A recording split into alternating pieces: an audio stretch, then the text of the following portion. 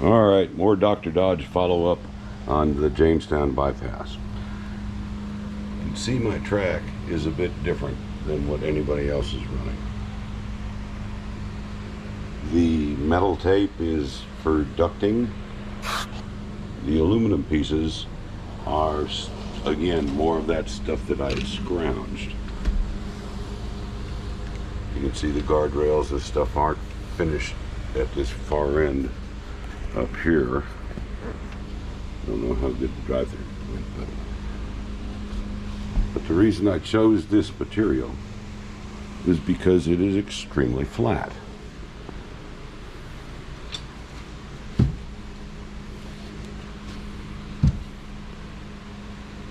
It's the back of a piece of crappy flooring.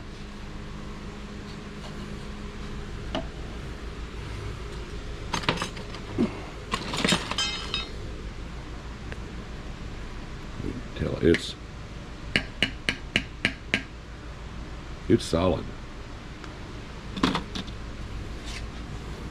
If you hold it straight out, it actually doesn't freaking sag very much. It's a bit heavy, but I think if you wanted to glue it down to something, you could take a sander to this surface right here enough to break it off, and then squirt glue all on there, and it'll just grab like a summer gun, because it's just basically fiberboard that's laminated onto the plastic.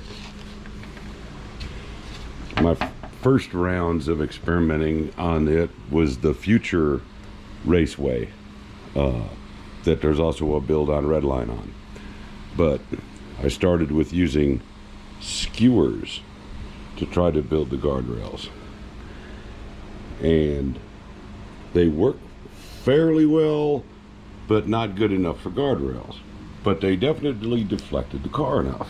So now we go back over to here, and I've got this same metal tape, and this is a long piece of heavy piano wire.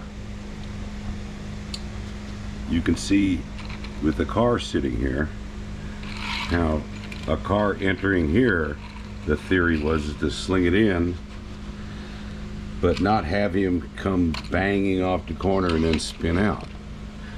This single rib right here took cars that wouldn't make, because this is a squeeze.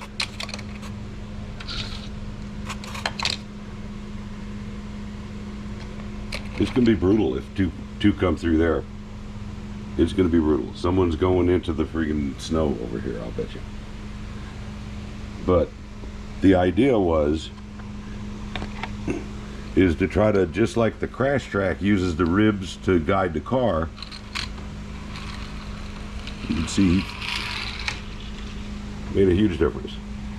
So what I'm going to do now, or the next phase, is I have bought this thin piano wire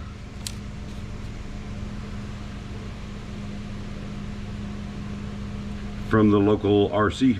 They use it for running their control surfaces and stuff. And it's going to get a series of those buried then inside of it.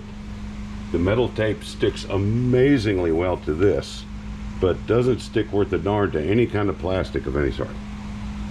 The guardrails are the same material I used to build the bridge supports with. It's just a big old stack of stuff, but they're bent. Here's where a screw is. You can see it's drilled from underneath, and it's got a screw that runs into the threaded portion of the bottom of the C channel. The whole set of underlayment pieces here aren't screwed down at all. They're held down completely with the guardrails, because the guardrails should be completely flat along the bottom. That should help hold it. The plan is to not have a single screw hole of any sort on the surface. Literally bowling alley type level in that. It takes a while though, because if you can look at the little holes in the top of the guardrails, Those are all places that I have had to drill through and thread, and it's all 256 screws on top of that, just to make them non-obtrusive and freaking hidden in the thing. Based on the improvements that Gravity and Chaos did with their corners, this is actually wood laminate, the type you buy to just hot iron on the edge of a piece of plywood so it looks pretty, but it's actually wood. And it's going to get a flexi wood guardrail on any outside rail all the way down through, just to give it a little give, and also to keep from peeling all the hide off the cars and bending wheels and stuff.